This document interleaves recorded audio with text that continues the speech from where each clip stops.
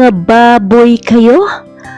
Umaalingangaw ang boses ni Natasha habang nasaksihan ng kanyang mga mata ang kababuyang ginagawa ng kanyang fiancé.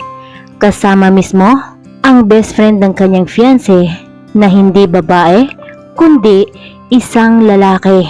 Walang kaalam-alam si Natasha na isa palang dakilang bakla ang kanyang mapapangasawa sana. 3 taon ang nagiging relasyon nila ni Teddy. Kaya naman, gano'n na lang ang paghanga niya sa lalaki dahil ang akala niya, iginagalang nito ang kanyang pagkababae. Yun pala, hindi babae ang gusto nito, kundi isang lalaki. Tinangka pa siyang pigilan ni Teddy para magpaliwanag. Pero tumanggi si Natasha. Sapat ng paliwanag ang kanyang nakita. Ang tanga lang niya. Dahil hindi man lang siya nagkaroon ng kahit konting hinala sa kakaibang closeness ng dalawa. Nanggigigil si Natasha sa tuwing maalala niya ang nasaksiyang eksena noong gabing sorpresahin sana niyang fiancé ng isang bonggang dinner kung saan siya pa ang magluluto. At yun din ang araw na nagdesisyon si Natasha na ibigay na sa fiancé ang kanyang pinaka-iniingatang pagkababae. Tiyak siya na sa desisyon niyang ito, masurpresa ng husto ang kanyang nobyo. Tama ng pakipot, aniya ni Natasha. Total, next month naman na ang kasal nilang dalawa. Nagdalakad si Natasha ngayon na walang direksyon kung saan patungo habang patuloy sa pagluha. Humantong siya sa isang bar and restaurant. Dinala siya ng kanyang mga paa sa loob ng bar. Doon niya ibinuhos ang labis na sama ng loob sa pamamagitan ng pagpakalunod sa alak. Ipinapangako niya na ialok ang sarili sa sino mang unang lalaking papansin sa kanya sa loob ng bar. Halos wala na sa ulirat si Natasha habang pinagmasdan siya ng isang lalaking nagngangalang Philip. Patuloy lang siya sa paglaklak habang napapansin ng lalaki ang marahang paghikbi ng babae. Kung kaya nananatili lang ang lalaki malapit sa kinaupuan ng babae. Hindi niya mapigilan ang sarili na saluin ang babae bago pa ito lumalagapak sa sahig. Sobrang lasing mo na, miss. Untag niya, ngunit para namang walang naririnig ang babae. Siguro na rin dahil sa sobrang kalasingan nito. Gusto niyang ihatid ang babae, ngunit wala siyang makuhang matinong sagot mula dito. Ang cellphone naman ng babae ay nakalock din, kaya naman wala siyang choice kundi iuwi ito sa sarili niyang kondo. Hindi niya maatim na basta nalang iwanan ng babae doon sa bar, gayong wala naman siyang kasiguraduhan kung safe ba ito kapag iwanan niyang mag-isa. Alam niyang may matinding pinagdaanan ito, kaya naman awa ang kanyang nararamdaman dito. 4 a.m. Naalimpungatan si Philip nang may marinig siyang isang mahinang hikbi na alam niya na nanggagaling sa babaeng nakahiga sa kanyang kama. Hinayaan niyang matulog ang babaeng estranghero sa sariling kama, samantalang siya pinagkasya ang sarili sa maliit na sofa. Kinabahan si Philip. Miss, okay ka lang? Huwag kang umiyak. Wala akong ginawang masama sa'yo. Hindi kita pinagsamantalahan. Kung akala mo, maniwala ka. Kabadong tura ni Philip. Sabihin mo nga sa akin, mister, kung pangit ba ako? Tanong ng babae habang patuloy sa pagluha. Umiling si Philip. Para sa kanya, napakaganda ng babae. Tinitiyak niyang maswerte ang nobyo nito kung mukha at katawan lang ang pagbabasihan. Wika pa niya. Then, prove it to me. Namilog ang mga mata ni Philip. What do you mean, miss? Naguguluhang tanong ni Philip. Kung maganda nga ako, sige, hayaan kitang angkinin mo ang katawan ko ngayon. Paghamon pa ng babae. Ngunit, hindi kumagat si Philip. Lasing ka lang, miss. Itulog mo na lang yan. Payo pa ni Philip na noon ay bumalik na sa pagtulog. Subalit, si Natasha na mismo ang kusang lumapit sa lalaki upang ialok ang sarili. Tinangka pa siyang pigilan ni Philip kahit labis na ang pagpipigil ng lalaki sa sarili. Alam niya na may pinagdaanan lang ito, kaya niya ito nagawa ngayon. Ngunit, hindi na maawat pa ang babae. Patuloy pa rin ito sa pang-aakit sa lalaki. Sinabi mo hindi ako pangit, pero bakit hindi ka naakit? Madamdaming wika ng babae. Huwag mo sabihin na bakla ka rin. Dagdag pa ng babae. Salita na nagpa-trigger sa lalaki upang sunggaban ang mapang-akit na si Natasha. Talagang inubos mo ang pasensya ko, miss. Kaya, pasensyahan na lang tayo. Ngayon pa lang, sasabihin ko sa'yo, wala akong balak na panagutan ka. Tandaan mo, ikaw ang pumilit sa akin. Pagkatapos nito, kalimutan natin ang isa't isa na hindi tayo nagkakilala kailanman. Malinaw ba, miss? Mga salita ng lalaki na talagang bumaon sa kaibuturan ng puso ng babae. Malinaw. Garalga na sagot ni Natasha.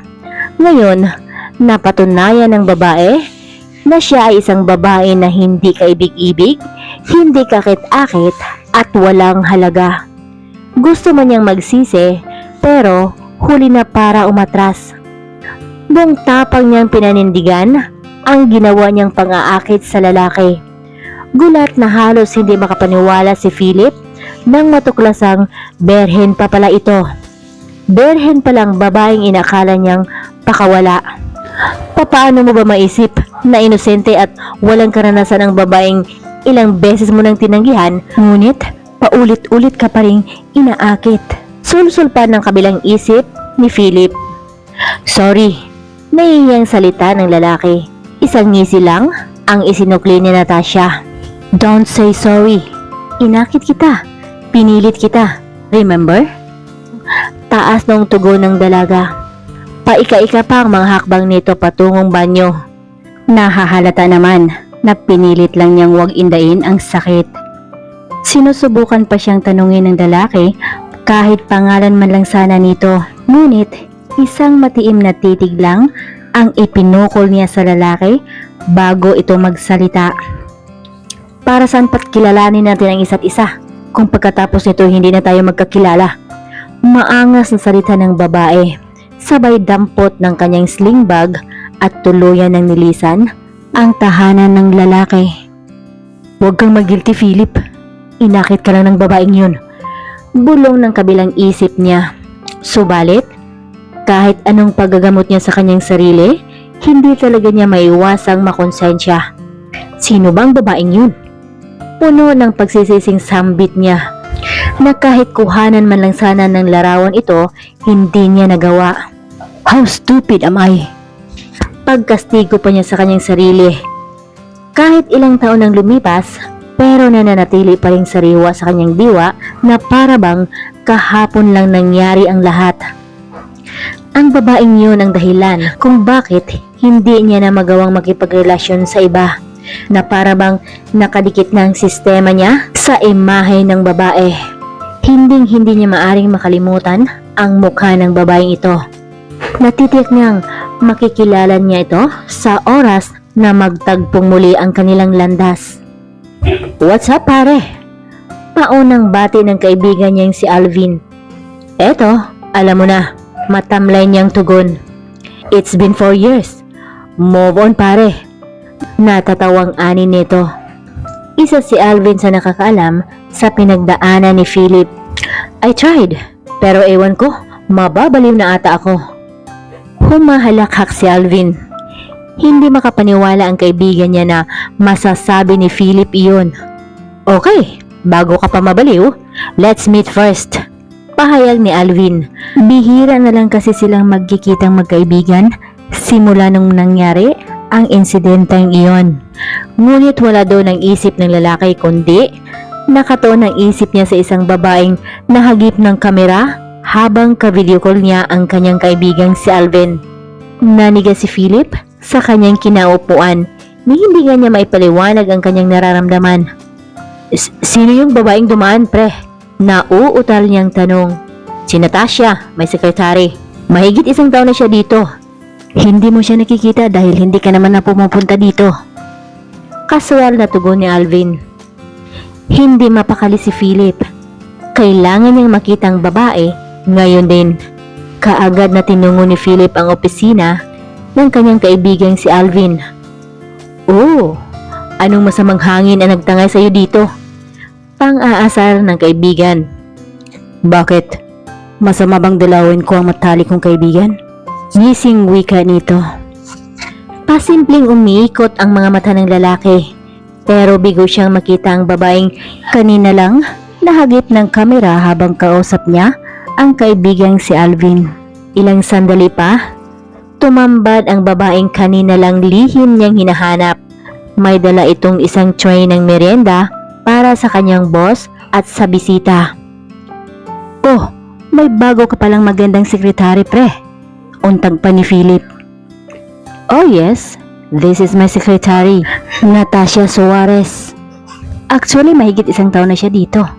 Nakangiting wika pa ni Alvin. Hindi niya na nilubayan ng tingin ang dalaga. Nahahalata naman niyang umiiwas ito. Nice meeting you, Miss Suarez. Masayang bati niya sa babae. Hindi mo malang sinabi, pre, na maganda pala ang sekretary mo. Pang-aasar pang wika ni Philip. Ngunit mahalata ang pagkasabik na makilala ang dalaga. Oops, lubayan mo siya, Philip. May asawa't anak na yan. Paliwanag pa ng kaibigan niya. I did not do anything yet, pare. Pasaring na salita ni Philip. Ngunit walang mahagilap na rason si Alvin kung ano ang pinupunto ng kaibigan. Kung kaya, hinayaan na lang niya ito. Napansin ni Philip ang pagkabalisa ng babae na siya namang mas lalong nagpalakas ng kutob niya. Walang kamalay-malay si Natasha na sinusundan na pala siya ni Philip hanggang sa makarating ito sa kanilang tahanan. Kitang-kita pa niya ang pagsulubong ng batang lalaki. Nasa tansya niya, mga 3 to 4 years old ito. Kaagad naman niyang pinaimbestigahan ang background ng babae. Ilang araw lang ang lumipas, dumating kaagad ang impormasyon tungkol sa babae.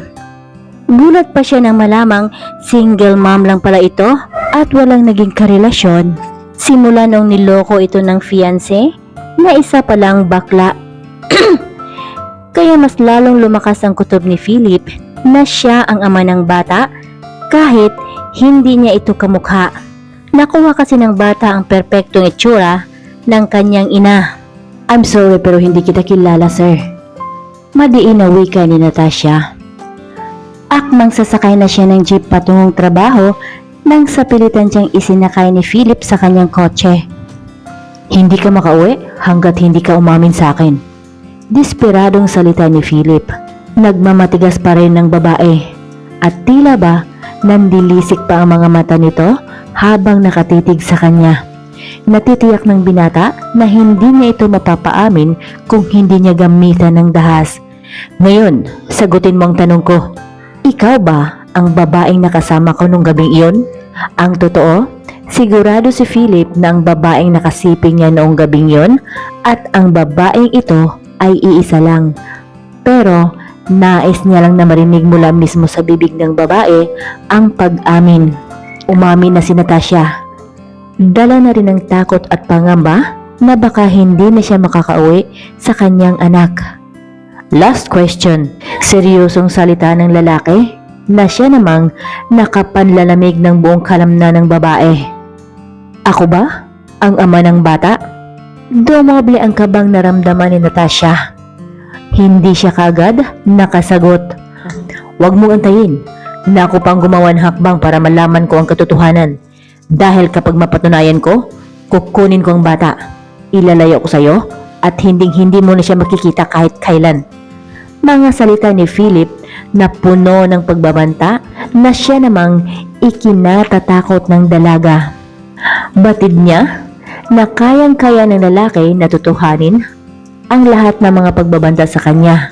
Sa yaman ba naman ito? Hanggang ngayon pala, wala ka pa ring puso. Buhay ka pa, pero tosta na yung kaluluwa mo sa impyerno. Lumuluhang aniya ng babae. Good, anas ng lalaki. Confirm. Sa tono pa lang ng pananalita ni Natasha, confirm na siya ang ama ng bata. Sa wakas, I did it. Sobrang tuwa ng naramdaman ng lalaki na tila ba wala nang mapaglagyan. Ilang linggo lang ang lumipas, naging asawa kaagad ng lalaki si Natasha. Walang nagawa si Natasha kundi ang sumunod sa gusto ng lalaki. Subalit, mas lalo pa siyang kinamuhian ng dalaga.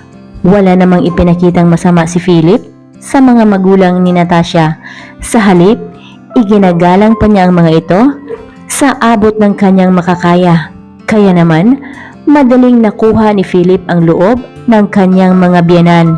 At ngayon, ang kailangan naman niyang pagtatrabahuan ang makuha ang loob ng kanyang asawa. Kung alam lang ni Natasha kung gaano siya nangungulila sa dalaga. Inamin naman ni Philip na malaki talaga ang nagawa niyang kasalanan noong una silang nagkita ng dalaga. Pero pinagsisihan niya iyon na hanggang ngayon dala-dala niya pa. Kaya nga hindi siya tumitigil sa paghahanap sa babae. Kahit marami ang nagsasabing imposibleng mahanap niya ang taong kilala niya lang sa mukha. Kaya ngayon, todo bawi si Philip. Pero matyaga pa rin niyang nililigawan ang asawa. Mahirap para kay Natasha na basta na lang paniwalaan ang mga mabulaklak na dila ng lalaki. Dahil na rin sa dami ng pinagdaanan niya. Ngunit nakahanda si Philip na burahin ang mga masamang alaala ng kanyang nakaraan kung handa na siyang pagbibigyan ng kanyang asawa.